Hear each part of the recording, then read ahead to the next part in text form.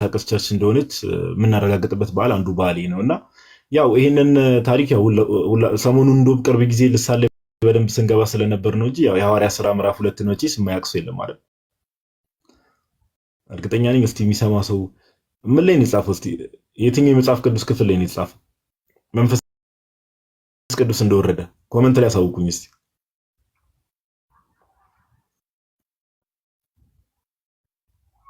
ኮመንት ላይ እስቲ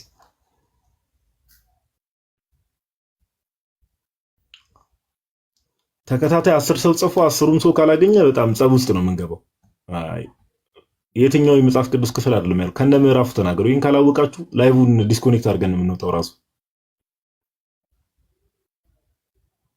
ከነ ምዕራፍ ስንት እዚህ የመጽሐፍ ቅዱስ ክፍል እዚህኛው ምዕራፍ ላይ ያላችሁን መጻፍ ያለባችሁ።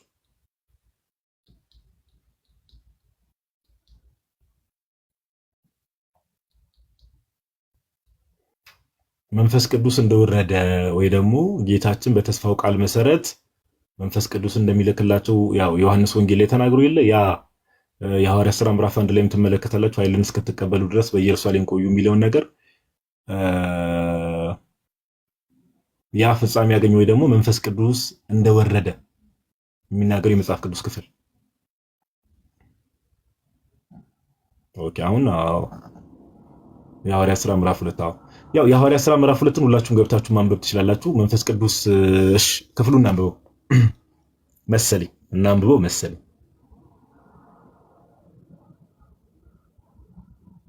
የሐዋርያት ሥራ ምዕራፍ 2 እሺ እንዲህ ይላል ከቁጥር 1 ጀምሮ ማለት ነው። በዓለ ሃምሳ የተባለውን ቀን በደረሰ ጊዜ ሁሉም በአንድ ልብ ሆነው አብረው ሳሉ ኦኬ ድንገት እንደሚነጥቅ አውሎ ንፋስ ከሰማይ ድምፅ መጣ፣ ተቀምጠውም የነበሩበትን ቤት ሁሉ ሞላው። እንደ እሳትም የተከፋፈሉ ልሳኖች ታዩአቸው፣ በእያንዳንዳቸውም ላይ የተቀመጡባቸው። በሁሉ መንፈስ ቅዱስ ሞላባቸው፣ መንፈስም ይናገሩ ዘንድ እንደሰጣቸው በሌላ ልሳኖች ይናገሩ ጀመር ይላል። ኦኬ ሐዋርያት እንደዚህ አይነት ነገር እንመለከታለን። ሐዋርያት ላይ ያው ስለ መንፈስ ቅዱስ ስናወራ እሺ እስቲ እኔ ሽልማት ሸልማለሁ እንደው ከመንፈስ ቅዱስ ጋር በተገናኘ እሺ አንዴ ቆይ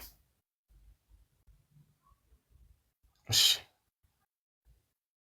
አንዴ ይቅርታ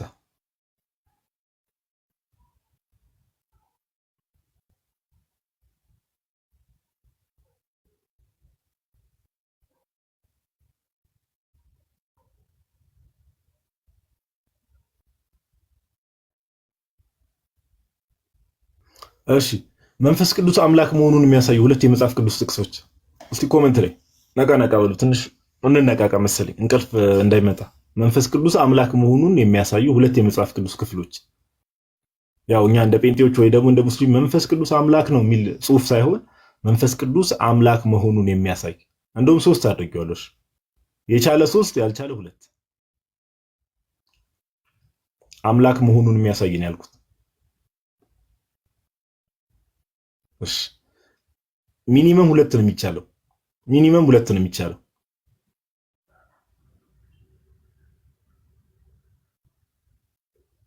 ቢያንስ 2 ነው የሚቻለው። ቢያንስ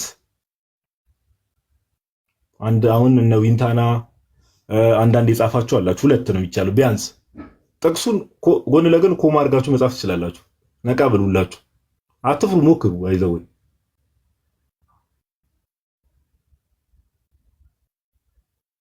አሁን አንዳንድ ሰዎች ሐሳቡን የጻፋችሁ ሰዎች አላችሁ መንፈስ ቅዱስን ዋሹት የሚለውን። ጥያቄው መንፈስ ቅዱስ አምላክ መሆኑን የሚያሳይ ሚኒመም 2 ከተቻለ 3 ጥቅሶች መጽሐፍ ቅዱስ ላይ። ፔሸንስ ለምሳሌ አሁን ኢዮብ 33ን ጠቅሳል። አንድ ጥቅስ ነው እሱ። ጥቅሱን መጻፍ አይጠበቅባችሁም። ባይዘው ቴክኒካሊ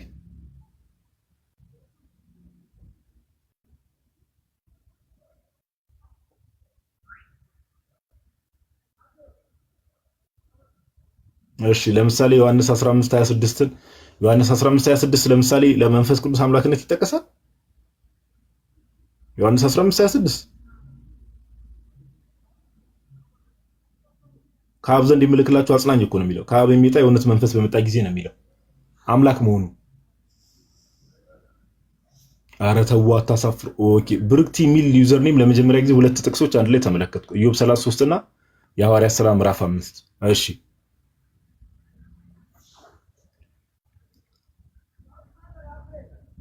ብርክት የሚል አንድ ዩዘር ኔም የተመለከቱት እስካሁን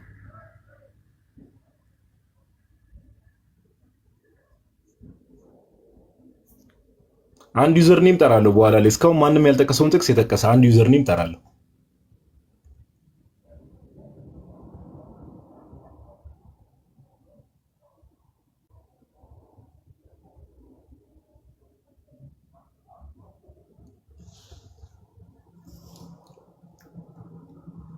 እሺ ብዙ ሰው ሞክሯል። እንግዲህ ያው የሞከራችሁትን ሞክራችኋል።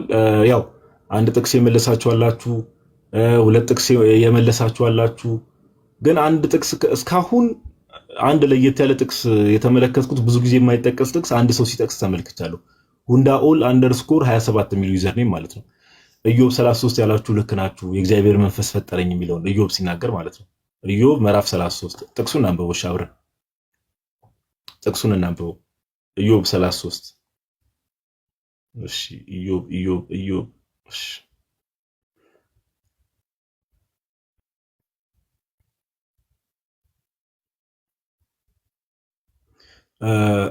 ሜቢ እንትን ያላላችሁ ሰዎች ጥቅሱን ያዙት። እሺ ጥቅሱን ያዙት። መጽሐፈ ኢዮብ ምዕራፍ 33 ቁጥር 4 ላይ እግዚአብሔር መንፈስ ፈጠረኝ እያለ ይናገራል።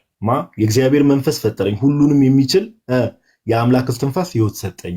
እዚህ ጥቅስ ላይ ሁለት ነገር እንረዳለን። አንደኛ የእግዚአብሔር መንፈስ ፈጠረኝ የሚለው የእግዚአብሔር መንፈስ ማን ነው? መንፈስ ቅዱስ ነው። ኦፍኮርስ የእግዚአብሔር መንፈስ ፈጠረኝ። ከዛ ቀጠል አድርጎ ምን ይላል? ሁሉንም የሚችል የአምላክ እስትንፋስ ሕይወት ሰጠኝ።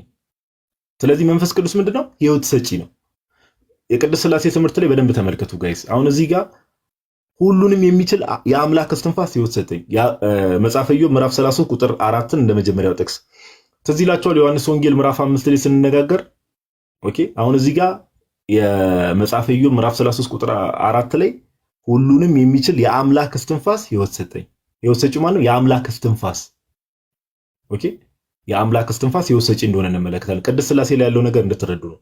የአምላክ እስትንፋስ ሕይወት ሰጪ ነው። መጽሐፈ ኢዮብ ምዕራፍ 33 ቁጥር 4 ላይ እንዲሁም ደግሞ አብም ወልድም ደግሞ ሕይወት ሰጪ መሆናቸውን ስንመለከት በቅድስት ሥላሴ ዘንድ ያለው እንድትረዱት ነው። እግረ መንገዴ እሺ። የዮሐንስ ወንጌል ምዕራፍ 5 ቁጥር 21 ላይ እንዲህ የሚል ቃል አለ። የዮሐንስ ወንጌል ምዕራፍ 5 ቁጥር 21 ላይ አብ ሙታንን እንደሚያስነሳ ምን ሕይወትም እንደሚሰጣቸው አብ ሙታንን እንደሚያነሳ ሕይወትም እንደሚሰጣቸው እንዲሁ ወልድ ደግሞ ለሚወዳቸው ምንን ይሰጣቸዋል? ሕይወትን ይሰጣቸዋል። ለሚወዳቸው አብ ሕይወትን ይሰጣል። ዮሐንስ ወንጌል ምዕራፍ 5 ቁጥር 21 እዛው ላይ ደግሞ ወልድ ደግሞ እንዲሁ ለሚወዳቸው ሕይወትን ይሰጣቸዋል ይላል። መጽሐፈ ኢዮብ ምዕራፍ 33 ቁጥር 4 ላይ ደግሞ የአምላክ እስትንፋስ ሕይወትን ሰጠኝ ብሎ ሲናገር እንመለከታለን። ኦኬ ስለዚህ ይህን መመልከት እንችላለን። የመጀመሪያው ስለዚህ መንፈስ ቅዱስ አምላክ ለመሆኑ ማረጋገጫ መጽሐፈ ኢዮብ ምዕራፍ 33 ቁጥር 4። ሁለተኛ ሁላችሁም ይህንን ብዙዎቻችሁ ጽፋችሁታል፣ ልክም ናችሁ። የሐዋርያት ሥራ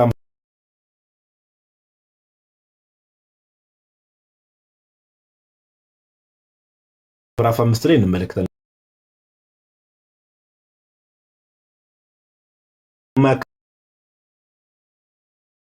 ተከራክር መልኩ ኦኬ የሐዋርያት ሥራ ምዕራፍ 5 ቁጥር እሺ 1 ላይ እንደዚህ ይላል። ሐናንያም የተባለ አንድ ሰው ሰጲራ ከተባለች ከሚስቱ ጋር መሬት ሸጠ። ሚስቱም ደግሞ ስታው ከሽያጩ አስቀረና እኩሌታውን አምጥቶ በሐዋርያት እግር አጠገብ አኖረው። ኦኬ መስጠት የነበረባቸው የሆነ አማውንት ነበረ፣ ግን እያወቁ ኢንቴንሽናሊ ደበቁት። ጴጥሮስም አናንያ ሆይ መንፈስ ቅዱስን ታታልልና ከመሬቱ ሽያጭ ታስቀር ዘንድ ሰይጣን በልብህ ስለምን ሞላ? አስተውሉ በደንብ ቁጥር 3 ላይ ምን ይላል? ማንን ታታልል ዘንድ ይላል? ኦኬ መንፈስ ቅዱስን ታታልልና ከመሬቱ ሽያጭ ታስቀር ዘንድ ሰይጣን በልብህ ስለምን ሞላ? ማንን ታታልላለህ? ቁጥር 3 ላይ መንፈስ ቅዱስን ታታልል። ለምን ታታልላለህ? መንፈስ ቅዱስን ነው እያለ ኦኬ መንፈስ ቅዱስን ለምን ታታልላለህ ሲል እንመለከታለን።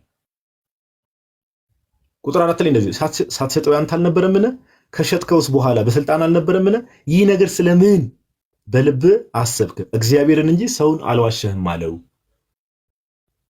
እግዚአብሔርን እንጂ ሰውን አልዋሸህም አለው። ማንን አልዋሸህም?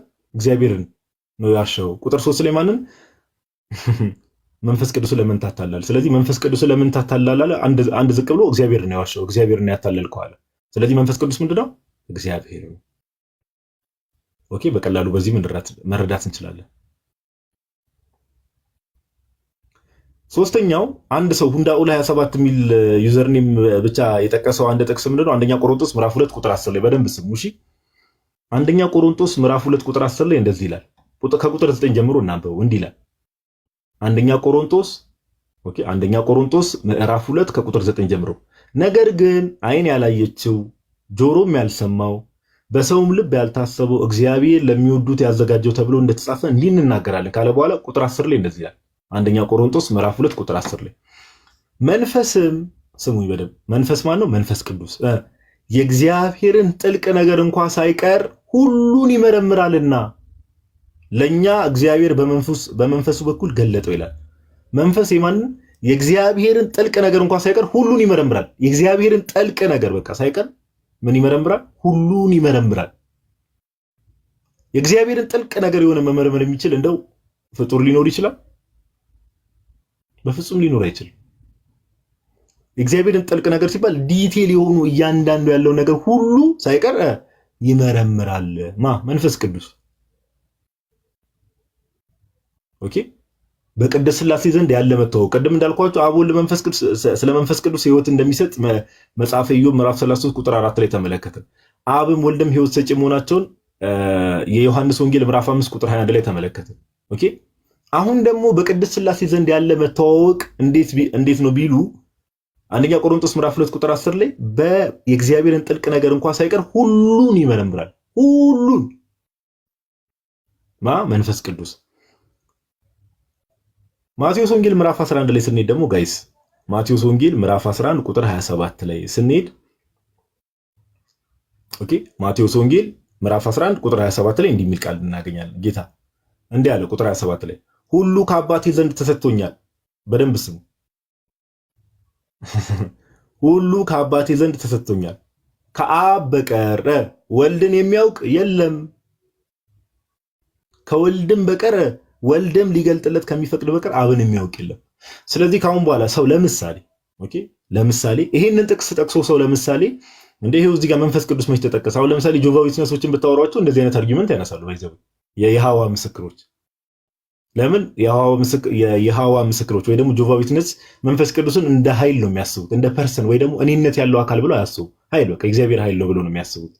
ወይ ደግሞ እኔነት እኛውን በቅድስት ሥላሴ ስናምን አብ ወልድ መንፈስ ቅዱስን ፐርሰን ነው ብለን አይደለም ምናምነው፣ እኔ ማለት የሚችል አካል ብለን አይደለም ምናምነው። እነሱ ግን እንደ ኃይል ነው የሚያስቡት፣ እኔ ማለት የሚችል ብለው አያስቡ።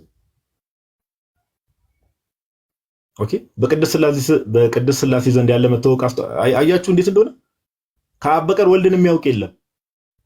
እሺ ከወልድም በቀር ወልድም ሊገልጥለት ከሚፈቅድ በቀር አብን የሚያውቅ የለም። ከአብ በቀር ወልድን የሚያውቅ የለም፣ ወልድም ሊገልጥለት ከሚፈቅድ በቀር እና ከወልድም በቀር አብን የሚያውቅ የለም። አንደኛ ቆሮንቶስ ምዕራፍ 2 ቁጥር 10 ላይ ስትሄዱ ደግሞ ምን የሚል ጥቅስ? መንፈስ ግን የእግዚአብሔርን ጥልቅ ነገር እንኳን ሳይቀር ሁሉ ይመረምራል። በቅድስት ሥላሴ ዘንድ ያለ መተዋወቅ እንዲህ ነው። ኦኬ ማቴዎስ 11:27 እና አንደኛ ቆሮንቶስ ምዕራፍ 2 ቁጥር 10 ላይ። ስለዚህ የእግዚአብሔርን ጥልቅ ነገር እንኳን ሳይቀር ሁሉ መመርመር የሚችል እንደዚህ አይነት ፍጡር ሊኖር ይችላል ጋይስ? አይችልም። ይችላል? አይችልም። በፍጹም ሊኖር አይችልም። ኦኬ ስለዚህ ይሄንን መያዝ ትችላላችሁ። አንደኛ ቆሮንቶስ እናንተ ሰዎች ኧረ ተው አዳምጡ። አሁን ጥቅሱን ጻፍልን የምትሉ ሰዎች የት ነበራችሁ ከቀደም ጀምሮ? ኤኒዌይስ አንደኛ ቆሮንቶስ ምዕራፍ 2 ቁጥር 10 ኦኬ የመንፈስ ቅዱስን አምላክነት ከእውቀት አንጻር የምንመለከተው ማለት ነው። አንደኛ ቆሮንቶስ ምዕራፍ 2 ቁጥር 10 ላይ መንፈስ ግን የእግዚአብሔርን ጥልቅ ነገር እንኳን ሁሉ ሳይቀር ይመረምራል ብሎ ይናገራል። የመንፈስ ቅዱስን ሁሉን አዋቂነት። ከዛ በአብና በወልድ መካከል ያለ መተዋወቅ ደግሞ ማቴዎስ 11:27 ላይ ቀደም እንዳልኳችሁ ከአብ በቀር ሁሉ ከአባቴ ዘንድ ተሰጥቶኛል አለ ጌታ። ከአብ በቀር ወልድን የሚያውቅ የለም። ከአብ በቀር ወልድን የሚያውቅ የለም። ጋይስ ካን ዩ ኢማጂን ወልድ ፍጡር ነው የሚል ትምህርት ሲሰሙ ከአብ በቀር የሚያውቀው የለም ይላል። ከወልድም በቀር ወልድም ሊገልጥለት ከሚፈቅድ በቀር ደግሞ አብን የሚያውቅ የለም። ባይዘው ማንም ሰው ወልድን ሳያውቅ ወይ ደግሞ ጌታ ኢየሱስ ካልፈቀደ በስተቀር አብን ማወቅ አይቻልም። ሰው ጌታ ኢየሱስን ሲያውቅ ነው አባቱን ሊያውቅ የሚችለው። ለምን? የባህሪው ምሳሌና የክብሩ ነጸብራቅ ስለሆነ። ኦኬ ኤኒዌይስ ዛሬ ትኩረት የምናደርገው እነዚህን ጥቅሶች ያዟቸው። በትንሹ ስንት ጥቅስ አየ ማለት? 3 ጥቅስ ስለ መንፈስ ቅዱስ አምላክነት። የመጨረሻ ሪቫይዝ ላድርግላችሁ።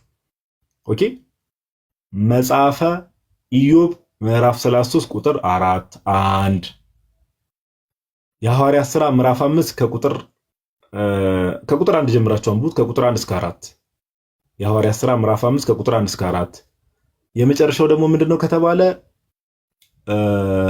አንደኛ ቆሮንቶስ ምዕራፍ 2 ቁጥር 10። ስለዚህ እነዚህን ጥቅሶች ያዟቸው። ኦኬ ጀስት በቃ እግረ መንገዳችሁ ስለ መንፈስ ቅዱስ ስታስቡ መጀመሪያ አሁን ነገ በዓለ ጰራቅሊጦስ አይደለም የምናከብረው፣ የመንፈስ ቅዱስን መውረድ አይደለም የምናከብረው። በተስፋ ቃል መሰረት እግዚአብሔር በተናገረው በተስፋ ቃል መሰረት የመንፈስ ቅዱስን መውረድ ነው የምናስበውና ስለ መንፈስ ቅዱስ አንዳንድ ነገሮችን ማወቅ አለብን። ኦኬ ቤተክርስቲያናችን የቅድስት ሥላሴ ትምህርቷ ባይዘው በጣም የሚደንቅ ነው እንደምታውቁት።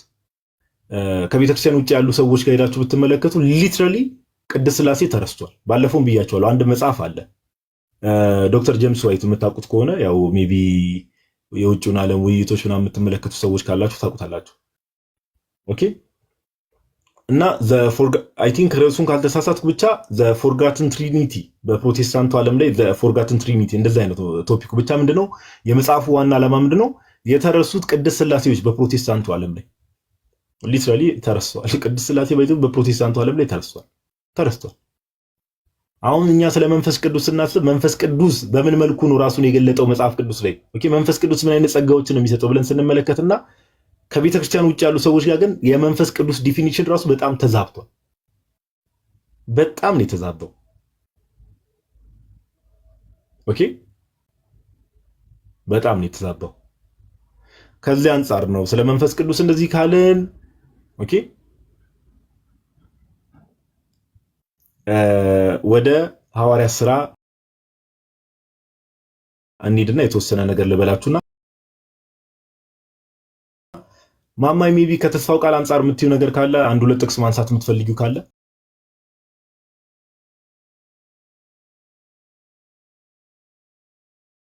በብሉይ ኪዳን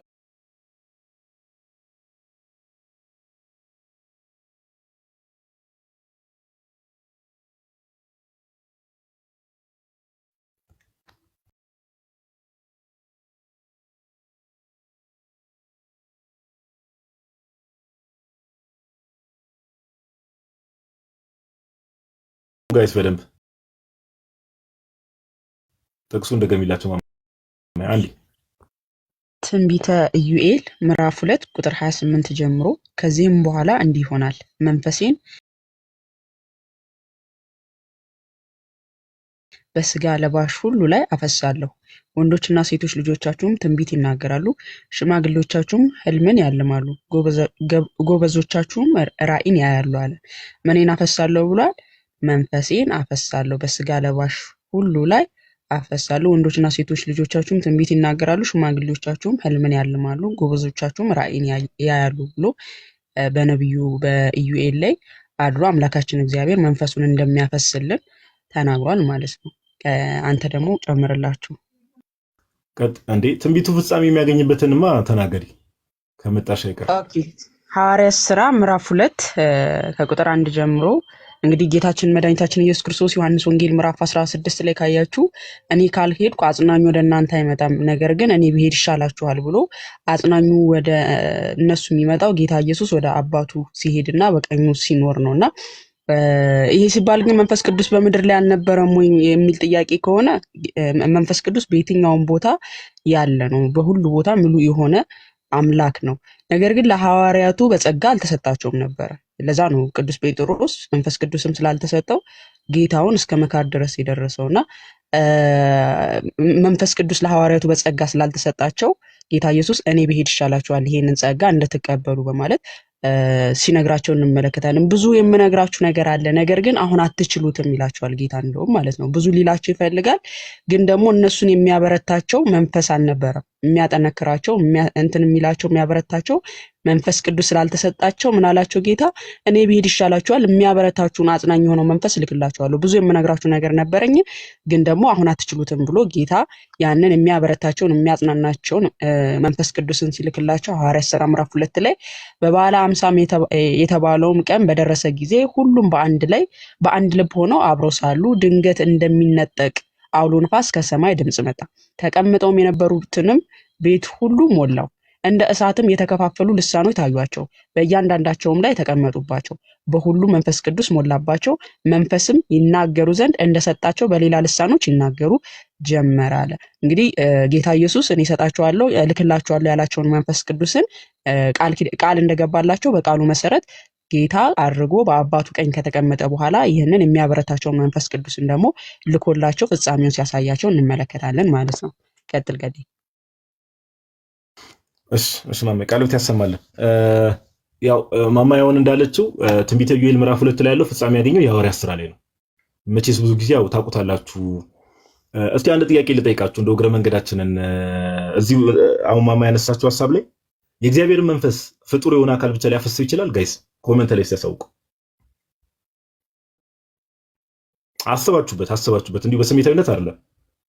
የእግዚአብሔርን መንፈስ ወይ መንፈስ ቅዱስን ፍጡር የሆነ አካል ፍጡር የሆነ ብቻ አካል ሊያፈሰው ይችላል? ሊይዘውስ ሊጨብጠው ይችላል? እንኳን ማፍሰስ ሰውና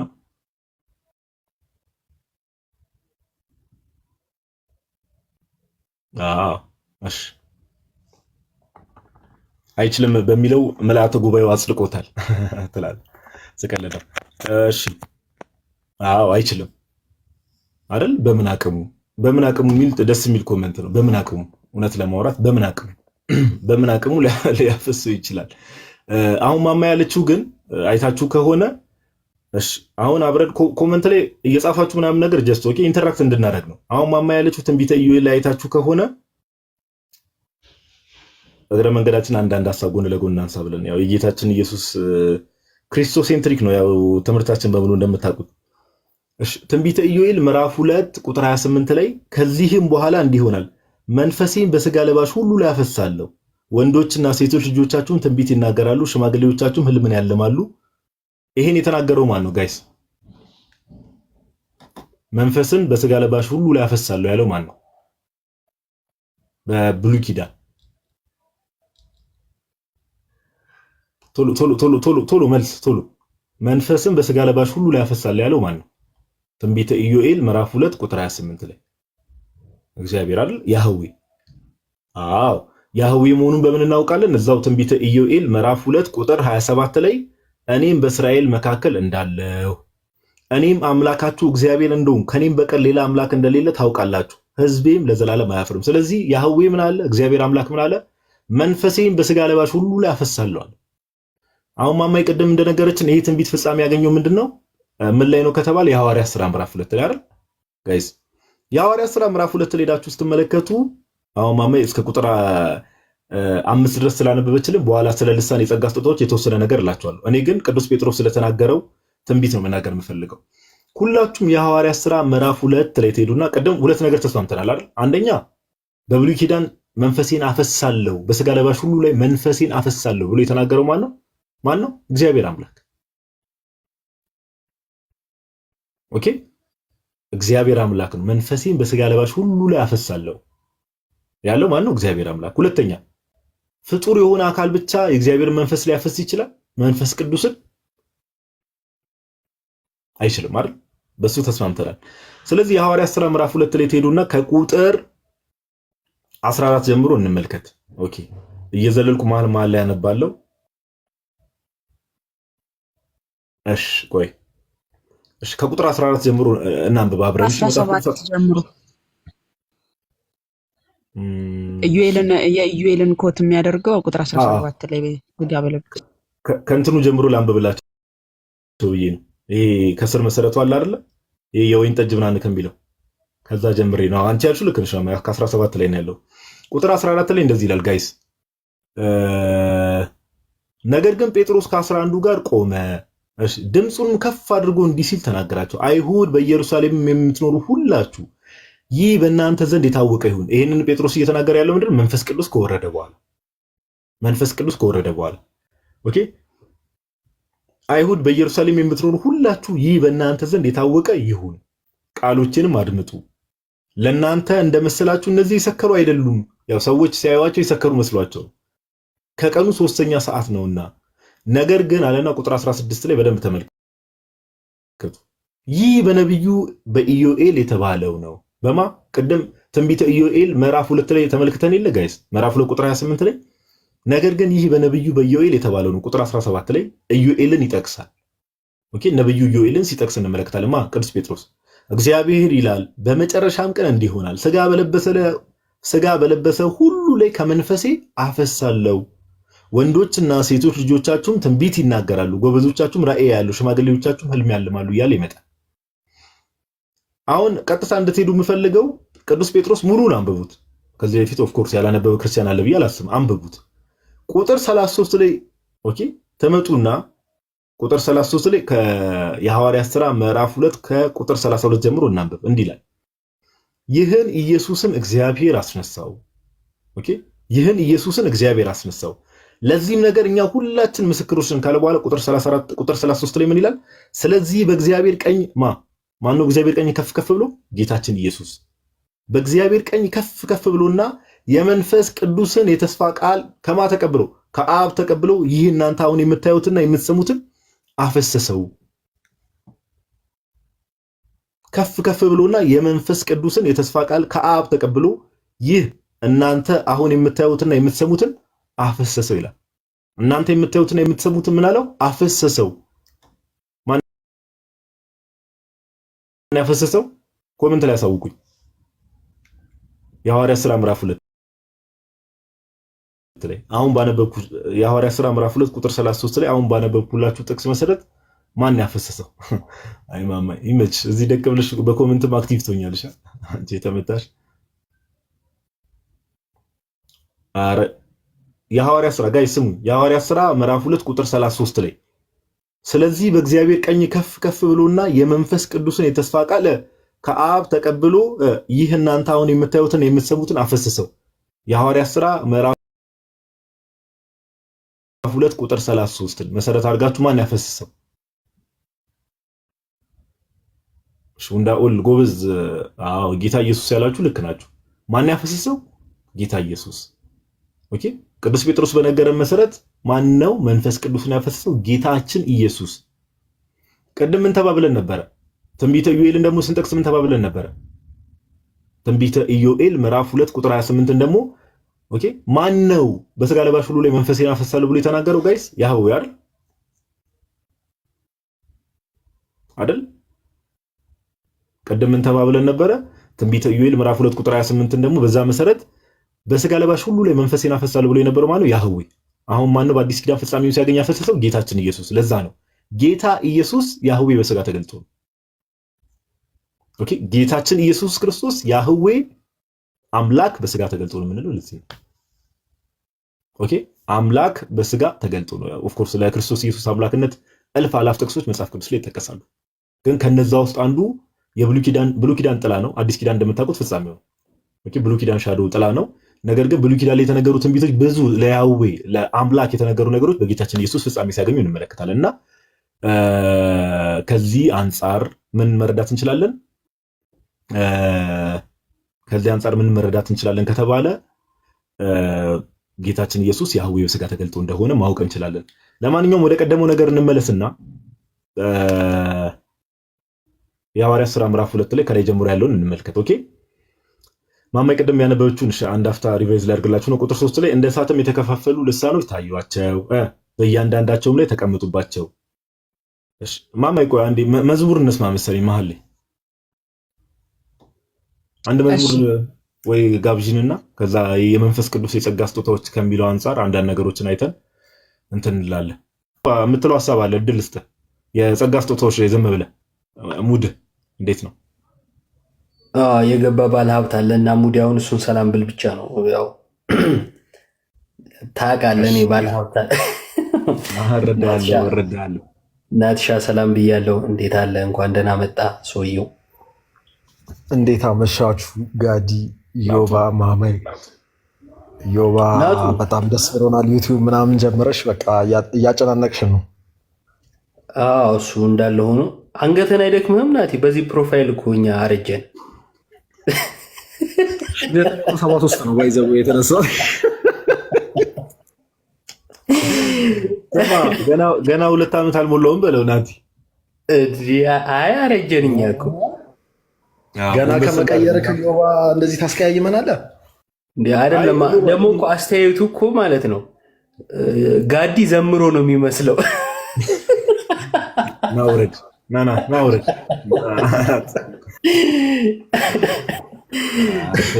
እኔ ግን አንድ ቀን ማለት ነው እግዚአብሔር እንደው ይሄን የመዘመር ጸጋ ሰጥቶኝ ማለት ነው ሰማ አንድ ወር ነው ላይቭ የምገባው በመዝሙር ብቻ። አረ ያርግልሽ። እኔ አንድ ወር ነው ከቲክቶክ የምጠፋው። አንቺ ያርግልሽ እንጂ ጸጋው ከተሰጠኝ እኮ ነው ያልኩህ፣ አሁን አይደለም። ኦ ጸጋው እንዴ አሁን ባለኝ ሙድማ እኔ ለሰዎች ማስብ ሰው ነኝ። አዎ ነው ግን ዘመረሽልኝ ነበር ጋዲ። አሁን ከፍተሽ የነበረው መዝሙር አንተ የቅርብ ሰው ነህ። በአካል እዮባም እኮ በአካል ስንገናኝ እኮ ስዘምር ደስ ብሎት ነው አብሮኝ የሚያሸበሽበው። ባይዘዌ በጣም ብዙ ጊዜ ሐኪም ቤት ከምመላለስባቸው ጉዳዮች መካከል ከጋዲ ጋር ስውል የጆሮዬ ነው እና ያየኝ ሁሉ ነው ተው ብሎ የሚመክረኝ ማለት ነው። ራሴንም የሚያሳምመኝ እሱ ነው በለኝ ትንሽ ቆይት ብለህ እንዴ። በነገራችን ላይ ማለት ነው ማይግሬን ያስነሳል ጋዲ ድምፅ። እንዴ ካንሰር ሊያስይዝ ይችላል። ኩላሊት ሰምተው ግረን የሚያመናገር ስማ ሚዩት አድርገሽ ማውራት ጀምርሽ። ለማውራትም ድምፅሽ ደበረሽ። እንዳረብሽ ብዬ ነው። አሳሳቂ ትንሽ በጣም አሳቂኝ ቧልት ለራስ ያሳቂ ጋይስ። በዚሁ አጋጣሚ እየሰማ ማይግሬን ሲነሳብ እንደ ሌላ ታሪክ ነገ ላይቭ ላይ እንዳትቀሩ። ፋፈሽ ነው ተናገር። እሱ እንደው ቀጥል። እሺ ሁሉም 1000 ሰው ስላለ ተናገር። ያው እንደምታውቁት ዩቲዩብ ለመጀመር እየሞካከርን ነው እና ጸዴ ፕሮግራሞች የተወሰኑ ዝግጅት ያለቀባቸው ዝግጅት የተደረገባቸው ፕሮግራሞች አሉ። ቀጥሎም ደግሞ ሌሎች የሚነሱ ብዙ ሀሳቦች አሉና እነዛንም ተያይዞ ብቻ ፖድካስት ጀምረናል እና ነገ እንደ መክፈቻም እንደገና ደግሞ እንደ በዓል ፕሮግራም ከ8 ሰዓት ጀምሮ በዩቲዩብ ቀጥታ ስርጭት ላይቭ እንገናኛለን ከወንድሞች ጋር እና ቀኑም የቤተክርስቲያን ልደት ነው እንደምታውቁትና በዓለ ጰራቅሊጦስ። ስለዚህ ነገረ ቤተክርስቲያን በሰፊው ልሳን ነክ ጉዳዮችን በሰፊው አንድ ተወዳጅ ነቢይ አግኝተናል።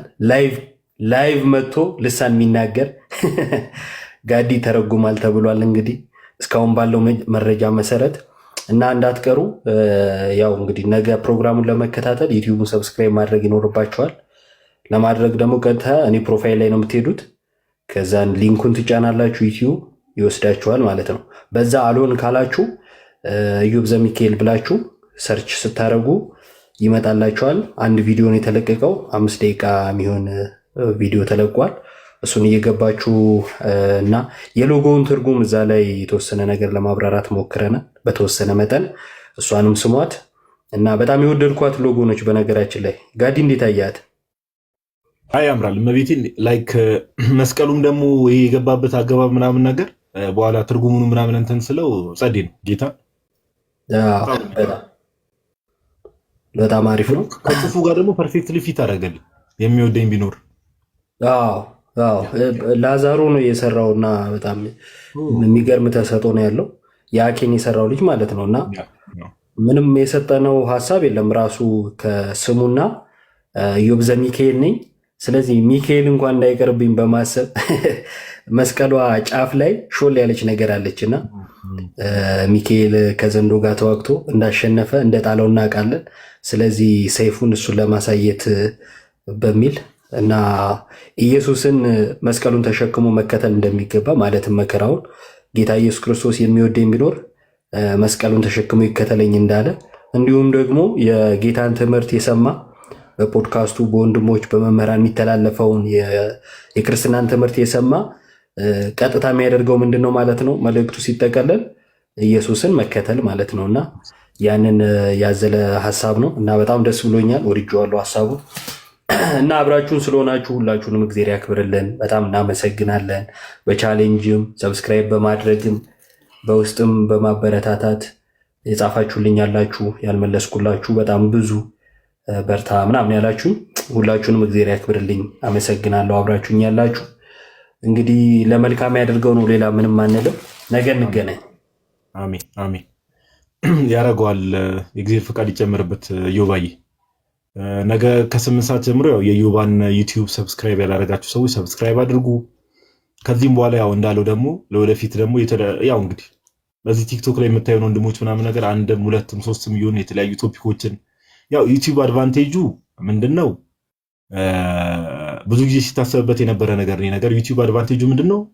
ለረጅም ጊዜ መቀመጥ ይችላል። ለምሳሌ አንድ ቶፒክ ላይ አንድ ርዕስ ላይ የሆነ ትምህርት ከተሰራ ምን ከተባለ ረጅም ጊዜ ኤኒዋን አት ኤኒ ታይም መጥቶ አክሰስ ማድረግ ይችላል።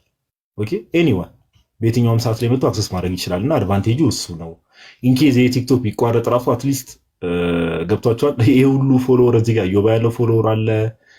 አኬሽ አትሊስት የራሱ ዩቲዩብ አለው። እኛ ጋር ዮሐዴ ጋር ብዙ ወንድሞች ጋር ያሉ ፎሎወሮች አሉ እና ያን ሁሉ ፎሎወር በትኖ ምናምን መሄድም ልክ አይደለም እና ባካፕ የሆነ አትሊስት ሶሻል ሚዲያ ካለ አይደል ላይክ ባካፕ ሶሻል ሚዲያ ካለ አሪፍ ነው። ላይክ ሰውንም ቲክቶክ ራሱ ኢንኬስ ሰምቲንግ ሃፕንስ ወደዛ ወደ ዩቲዩብ ላይ ፉል ለመስራት ምናምን ነገር ታስቧልና የእግዚአብሔር ፍቃድ ይጨምርበት። እግዚአብሔር ደግሞ ያው ለመልካም ያድርገው። እዚህ ዩቲዩብ ላይ የሚደረጉ ነገሮችን ሰዎች ደግሞ እንዲሰሙ እኛም ደግሞ ስልቹ እንዳንሆን። እሺ ጋይስ ዩቲዩብ ላይ የሚለቀቁ ነገሮችን አሁን ላይክ የዮባ ፔጅ ላይ የዮባ ዩቲዩብ ላይ ከዚህ በኋላ የሚለቀቁ ትምህርቶችንም ለመስማት ስልቹ አሉ። ኦኬ አንድ ቪዲዮ ቁጭ ብለን በተቻለ መጠን ረጋ ባለ ስፒሪት ቁጭ ብለን እስከ መጨረሻው ለመስማት እንሞክር። ይሄን የምናገረው ያው ብዙዎቻችን አንድ አይነት ባህሪ ስላለን ኦኬ እንዳንሰራሽ ቁጭ ብሎ ጆሮ ሰጥቶ የመስማት ልምድ ይኑረን። ይሄ እንዳይረሳ። ስለዚህ ናትሻ እንዴት ነህ? ማማዬ እስከዛ ድረስ መዝሙር አዘጋጂ። ያው ከዚህ በኋላ መዝሙር እንስማ በሚለው አይ ቲንክ ማጆሪቲው ሰው መዝሙር እየሰማን እንቆይ ብሏል። አንድ 3-4 መዝሙር ሰምተን ኮሜንቱን እያየኸው ነው ጋዲ? ምን አልከኝ?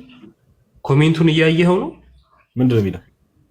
እዩ በጣም የሚወደው ዘጸአት ነው የሚለውን መዝሙር ለምንድን ነው ጋዲ ማጋብዘን? ምን አስበህ ነው ምናምን የሚል ጽሑፍ እያየሁ ነበርና ምንም አላሰበም ይጋብዘናል አልኳቸው እኔ። ኦፍኮርስ ኮሜንታተሮች ብራዘር አንድ ነገር መጽሐፍ ከጀመሩ አይሰሙም።